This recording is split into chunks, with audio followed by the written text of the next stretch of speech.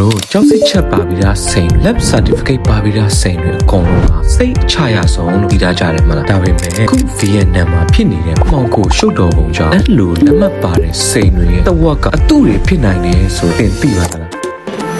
ဒါတွေအကုန်လုံးကအိန္ဒိယကနေစဟောင်ကောင်ကနေစဟီးဆောင်အိတ်တွေအနက်တွေအဝတ်စားတွေထဲမှာတရားမဝင်စိန်တွေပွက်ပြီး Vietnam နဲ့ကိုတွင်းကြတာဒါပေမဲ့လည်းခုလိုတရားမဝင်စိန်ပေါင်းအလုံးကြီး3000ကျော်တန်ဖိုးအပြင်စင်ကာပူဒေါ်လာ83တန်းကျော်ရှိတယ်ကြီးမားတဲ့မှောင်ခိုကုန်ရကြီးရှိရဲဆိုတာကိုရဲတွေကလည်းဖော်ထုတ်နိုင်ခဲ့တယ်စိုးဆုံးကပါလဲသိတာတက်ခွဲကန်းကိုရောက်လာတဲ့တကယ်လက်မှတ် certificate တွေကစိန်နံပါတ်တွေကိုဖြတ်ထုတ်ပြီးတော့အဲ့ဒီနေရာနံပါတ်အတုကိုထိုးတယ်အဲ့ဒီနံပါတ်အတုတွေနဲ့ပဲ certificate အတုတွေကိုအလွယ်တကူထုတ်လိုက်ကြတာဒါပေမဲ့ပူဆိုးတာကပါလဲသိအဲ့ဒီလို certificate အတုနံပါတ်အတုနဲ့ထုတ်လာတဲ့စိန်တွေကတကယ်ရှိပြီးသားမူရင်းစိန်တွေတက်quality ပိုကောင်းတယ်ဆိုပြီးပညာရောင်းချကြတာအဲ့ဒီခါကျဝယ်သူတွေကမလိုအပ်ဘဲနဲ့ဝယ်ကျွေးတွေအမြောက်အများပို့ပေးလိုက်ရတာဒါကြောင့် Vietnam ရဲ့အကြီးဆုံးရန်နာကုမ္ပဏီကြီး P&G ကလည်းဒီကိစ္စနဲ့ပတ်သက်ပြီးဈေးကွက်တန်ဖိုးရဲ့တဝက်နီးပါးဆုံးရှုံးခဲ့ရတယ်လို့တခြားနာမည်ကြီးဆိုင်တွေလည်းယာယီပိတ်ပြီးစစ်ဆေးခံနေရတာ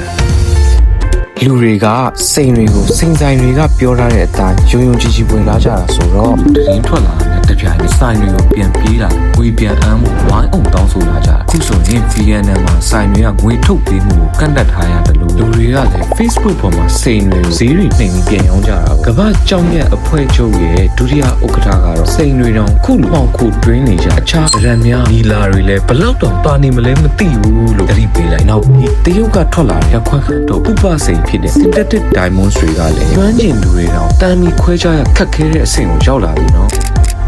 ဒီတော့မိတ်ဆွေတို့အနေနဲ့ January စိန်တွေဝယ်တဲ့အခါမူလအရှင်းအမြင့်နဲ့ယုံကြည်စိတ်ချတဲ့လက်မှတ် certification ဟုတ်မဟုတ်ဆိုတာတေချာစစ်ဆေးဖို့လုပ်နေပြီနော်